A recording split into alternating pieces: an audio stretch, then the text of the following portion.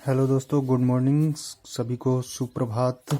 दिवाली की शुभकामनाएं, ढेर सारी शुभकामनाएं। तो विद्यार्थियों, आज जैसा कि आपको दिख रहा होगा कि आज हम द्विघात समीकरण के ऊपर चर्चा करने वाले हैं। द्विघात समीकरण कक्षा 10वीं के लिए एक बहुत ही इम्पोर्टेंट टॉपिक है और इस टॉपिक से एग्जाम में क्वेश्चंस आते हैं, बोर्ड के एग्जाम में।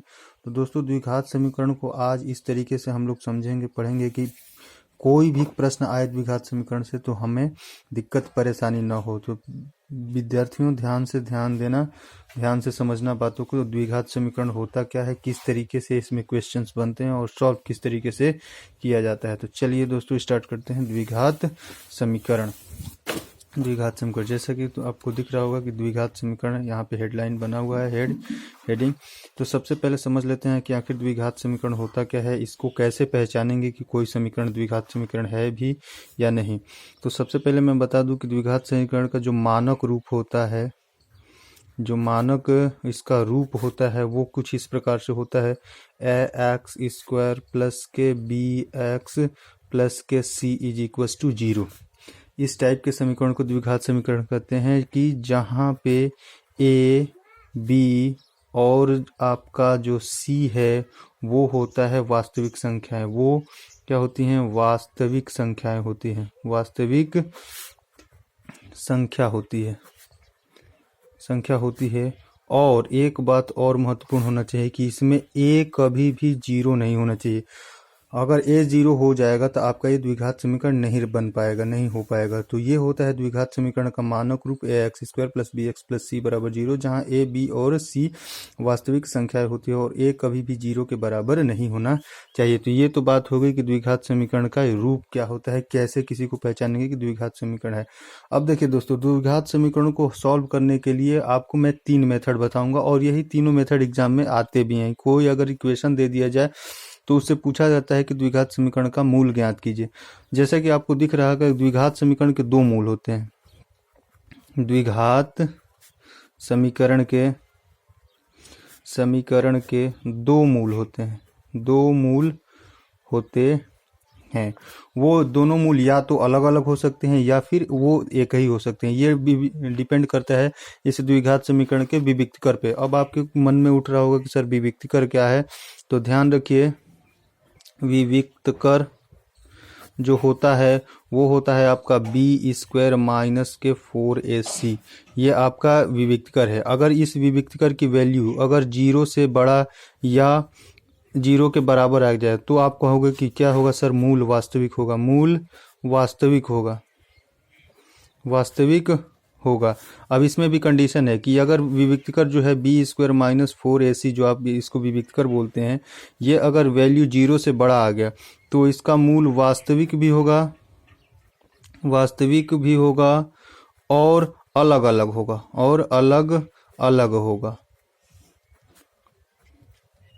और यही आकार आपका विविक्तकर b² माइनस के 4ac जो है 0 के बराबर आ गया तो मूल वास्तविक होंगे, मूल वास्तविक और एक समान होंगे,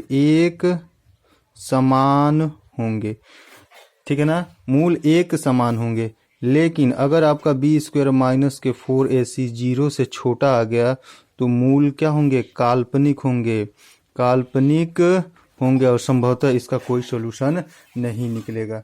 तो ये सारी बातें थी, बेसिक बातें, जो कि द्विघात समीकरण के लिए काफ़ी इंपॉर्टेंट है कि द्विघात समीकरण का जो रूप होता है ax² plus bx plus c के बराबर 0 के बराबर होता है और वहाँ पे a, b, c वास्तविक संख्याएं होती हैं और a कभी भी 0 नहीं होते। द्विघात समीकरण में के 2 मूल होते हैं। वो दोनों मूल किस पे डिपेंड करते हैं? आपके विविक्तकर पे। यदि विविक्तकर 0 या 0 के बराबर है तो मूल वास्तविक होंगे, लेकिन अगर 0 से बड़ा है तो मूल वास्तविक भी होंगे और अलग अलग आएंगे। x की दोनों वैल्यू अलग अलग आएगी, जबकि b² माइनस 4ac अगर 0 के बराबर है तो मूल वास्तविक तो होंगे लेकिन जो मूल आएंगे वो एक ही आएंगे, समान आएंगे। उसी को 2 बार आपको लिखना होगा। लेकिन अगर b² माइनस 4ac 0 से छोटा हुआ तो मूल काल्पनिक होंगे और इसका सॉल्यूशन नहीं होगा। अब आते हैं क्वेश्चंस को। कि आखिर मूल निकालेंगे कैसे, द्विघात समीकरण का मूल निकालेंगे कैसे, ये सबसे बड़ी बात है। तो इसी चीज़ को आज हम लोग सीखेंगे क्वेश्चंस के माध्यम से। तो देखिए, हमने जैसे कि बताया कि द्विघात समीकरण को हल करने के लिए हमने 3 विधियों को जानना अनिवार्य है। सबसे पहला मेथड आपको दिख रहा होगा कि गुणनखंड विधि, ठीक है। दूसरा मेथड है पूर्ण वर्ग बनाकर, और तीसरा मेथड है श्रीधराचार्य नियम, या इसी को आजकल कहा जा रहा है द्विघाती सूत्र। तो चलिए सबसे पहले शुरू करते हैं गुणनखंड विधि। गुणनखंड विधि में दोस्तों देखिए, आपको करना क्या है, सबसे पहले आपको कंपेयर करना है किससे, A X square plus B X plus C बराबर 0 से आपको क्या करना पड़ेगा, कंपेयर करना पड़ेगा। तो इस इक्वेशन में देख लीजिए, इस वाले समीकरण में आपको a बराबर कितना है, 2 आ रहा है, b बराबर कितना है, 1 आ रहा है, और c बराबर -6। c बराबर वैल्यू क्या है, -6। तो सबसे पहले आपको करना क्या होगा, सबसे पहले आपको करना होगा a इंटू सी। क्या करना होगा, a इंटू सी। ए के जगह पे आपको है 2, सी के जगह पे है -6, यानी कि आपको आ गया -12, ठीक है ना। अब इस -12 का ऐसा 2 फैक्टर बनाना है कि जिससे अगर मल्टीप्लाई कर दे तो -12 भी आ जाए, और मल्टीप्लाई करे तो -12 आ जाए, और उसको ऐड या सब्ट्रैक्ट करे तो 1 आ जाए, ऐड या सब्ट्रैक्ट। तो आपके जहन में उठ रहा होगा सर 4 और 3 ऐसे इसके 2 फैक्टर हैं, इनको आपस में मल्टीप्लाई करेंगे तो माइनस का आपका 12 भी आ जाएगा। 4 और -3 का अगर मल्टीप्लाई करेंगे तो आपस में -12 भी आ जाएगा, और अगर इसको ऐड करते हैं तो आपका आ जाएगा प्लस का x भी आ जाएगा। तो इसको ऐसे ही लिख कर देखिए कैसे करना है, 2x², यही बीच वाले जो हैं ये x वाला टर्म है, इसको 2 पार्ट में इस तरीके से खंडित कर लेंगे, 4x माइनस के 3x माइनस के 6 इज इक्वल टू 0। अब देखिए आपको 3 पद से कितने पद दिख रहे हैं, 4 पद दिखने लगे। अब इन चारों पदों में 2 का आपको नजर आएगा कि कुछ न कुछ कॉमन मिलेगा। तो यहाँ से 2x अगर आप कॉमन लेते हैं तो x प्लस के 2 आ गया, और यहाँ से माइनस का 3 कॉमन लेंगे तो x प्लस 2 आएगा। अब आपको करना है, देखिए दोनों ब्रैकेट में एक जैसे आ गए तो समझ लीजिए कि आप सही डायरेक्शन में हैं। यहाँ से आ गया x प्लस के 2, और दूसरे ब्रैकेट में 2x माइनस के 3 बराबर 0। तो यहाँ से अब 1 बाई 1 करने, x प्लस 2 बराबर 0, तो आप कहेंगे कि x बराबर -2। फिर यहाँ कहेंगे कि 2x माइनस के 3 बराबर 0, तो आप कह देंगे x बराबर 3/2। ये आपके 2 मूल आएंगे इस क्वेश्चंस के, ये आपके 2 मूल आएंगे जो आपके सामने दिख रहा होगा। अब आते हैं दूसरी मेथड पे कि दूसरा मेथड क्या कहता है। दूसरा मेथड हमने लिखवाया है कि पूर्ण वर्ग बना करके सॉल्व करना है। तो देखिए पूर्ण वर्ग बनाने के लिए सबसे पहले क्या करना होगा, सबसे पहले आपका स्टेप नंबर 1 है कि इस x² का जो गुणांक है वो आपको नहीं रहना चाहिए। तो वो नहीं रहे, इसके लिए हमें क्या करना पड़े, पूरे इक्वेशन में 2 से डिवाइड कर देंगे तो x² का कोफिशिएंट जो है नहीं रह पाएगा। चलिए तो वही बात यहाँ 2 से दोनों तरफ भाग करने पर ये आपको हर हाल में करना है, भाग करना है दोनों तरफ। तो आप देख सकते हैं कि यहाँ पे अगर भाग देंगे तो केवल बच जाएगा x², और फिर यहाँ पे हो जाएगा x/2, और यहाँ पे हो जाएगा -3 बराबर 0। अब स्टेप नंबर, ये पहला था स्टेप।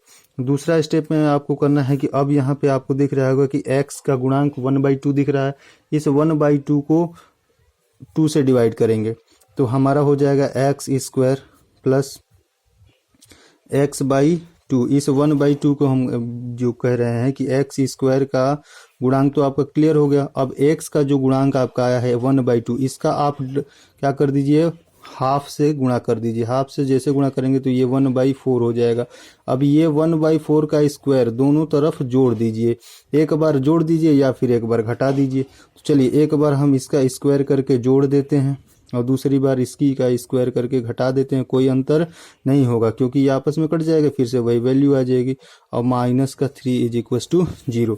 अब यहाँ से आपको कुछ नज़र आ रहा होगा कि क्या है सर, तो ये आप कहेंगे कि सर x प्लस 1/4 का क्या है, होल स्क्वायर बन गया है ना, x² plus y² plus 2xy दिख रहा होगा।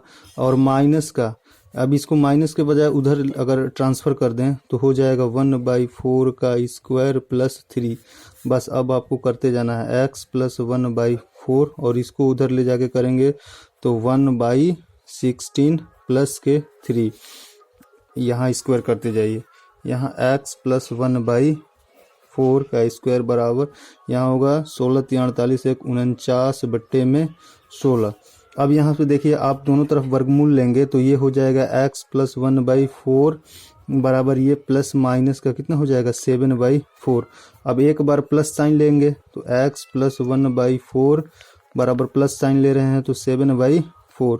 तो x की वैल्यू आ जाएगी 7/4 माइनस के 1/4, इसका मतलब कि 6/4 यानी कि 2/3। एक वैल्यू आ गई, जैसे कि x/2 आया था, सॉरी 3/2 आया था, 3/2 आपकी एक वैल्यू आ गई। अब दूसरी वैल्यू कैसे निकालेंगे, क्योंकि अभी आपने प्लस साइन लिया है तो आपको एक बार निगेटिव साइन लेना होगा। प्लस साइन लिया था आपने तो अब यहाँ पे निगेटिव साइन लेंगे। क्या करेंगे, x प्लस 1/4 बराबर माइनस साइन वाले लेंगे तो माइनस के 7/4। यहाँ से करेंगे x plus 1 x is equals to minus के 7/4 माइनस के 1/4। तो यहाँ से आप देख सकते हैं माइनस के 8/4 और यहाँ से वैल्यू आ गई माइनस के 2। तो दोनों ही वैल्यू जैसे कि -2 और 3/2 आया था, यहाँ भी वही आ गया। तो देखिए किस तरीके से हमने क्वेश्चंस को आसानी से सॉल्व कर लिया। तो ये सारे मेथड होते हैं दोस्तों। वीडियो लंबा हो जाएगा, नहीं तो अन्यथा हम श्रीधराचार्य वाला नियम भी आपको बता देते हैं यहीं पे। खैर अगले वीडियो में हम आपको इस श्रीधराचार्य वाला नियम भी बता देंगे। तो दोस्तों कैसे लगा वीडियो अगर आप पसंद आया हो तो लाइक शेयर सब्सक्राइब जरूर कर दीजिएगा। चैनल को GS study with Bittu Singh channel है और इसी तरीके का वीडियो आपको आगे मिलता रहेगा। तो देखने के लिए धन्यवाद।